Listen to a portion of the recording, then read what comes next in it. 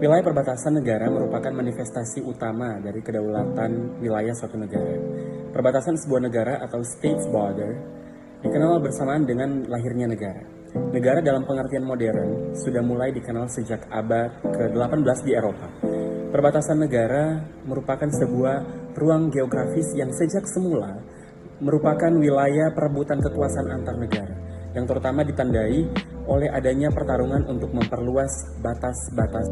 Berdasarkan pasal 3 UNCLOS tahun 1982, setiap negara berhak menetapkan lebar laut teritorialnya sampai batas maksimum 12 mil laut, diukur dari garis pangkal yang ditentukan sesuai konvensi.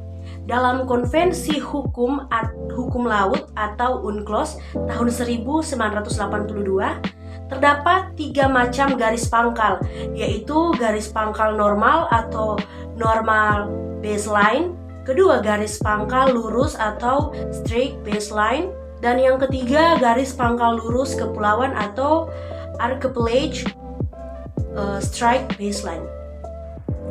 Kewenangan pengelolaan wilayah laut dibagi berdasarkan Undang-Undang Nomor 23 Tahun 2014 tentang pemerintah daerah, yang mana ada 2 aktor pengelolaan wilayah laut, yaitu pemerintah pusat sebagai pemegang urusan absolut dan pemerintah daerah dalam urusan umum, di mana keduanya memiliki hak untuk melakukan eksplorasi, konservasi, dan pengelolaan kekayaan laut di luar gas dan minyak bumi.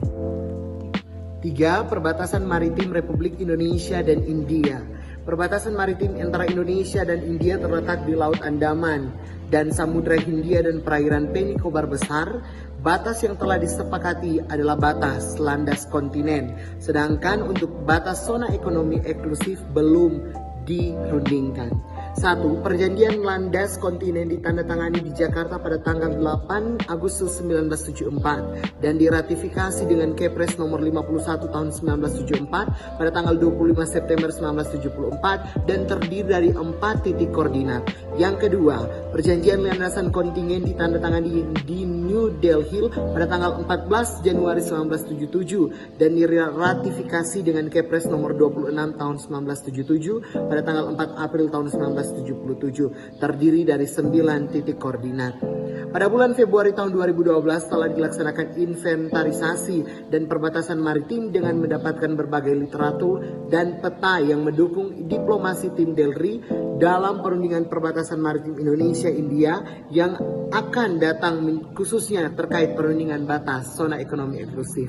Berikut merupakan titik koordinat garis batas landas kontinen Indonesia dan India, dan berikut merupakan titik koordinat perpanjangan garis batas landas kontingen Indonesia-India di Laut Andaman dan Samudra Hindia. Hubungan kerjasama yang signifikan terjalin kembali dalam poin-poin The New Strategic Partnership tahun 2011, lalu kurang hampir sama dengan The New Strategic Partnership tahun 2005.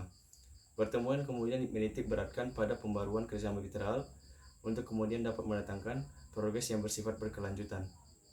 Lalu, kesepakatan tersebut juga disesuaikan dengan kondisi kawasan yang dinamis, situasi politik, dan ekonomi global, dan membawa kerjasama yang berdampak positif bagi kedua negara di bidang seperti pertahanan, teknologi, dan sains, pertanian, pariwisata, media, edukasi, penanggulangan bencana, dan tindak kriminalisasi maupun terorisme.